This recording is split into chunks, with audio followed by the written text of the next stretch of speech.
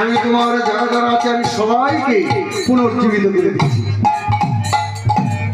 তাই সেটা দেবীকে অনেক তপ স্তুতি করে ব্রহ্মা পাঠিয়ে দিয়েছেন অযোধ্যা নগরী।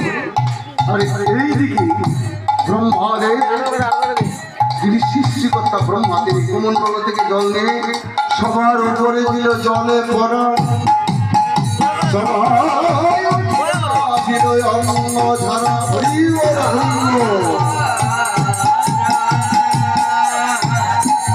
সবাইকে দিল অঙ্গ ধারা। ব্রহ্মা তখন সবাইকে বাঁচিয়ে দিলেন।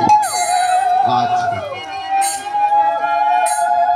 সবাই বেঁচে হনুমান তো আছেই, আর এইদিকে লক্ষণ রাম মনে হয় ওরা আমার বাণী মন করে গেছে। এই রাবণ হয়তো আমার বাণী মরছে। লক্ষণ বলছে না, আমি যে বাচ্চা ছেড়ে দিয়েছিলাম সেই বাণী এটা মরেছে।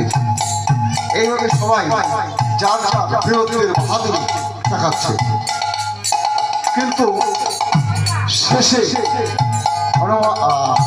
প্রভু রাম বলছে যে না,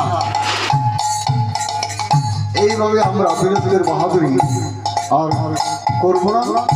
যেভাবেই মরে মরুক, রাবণ নিয়ে মরেছে এটাই সত্য, যেভাবেই এটা মরেছে মরুক না।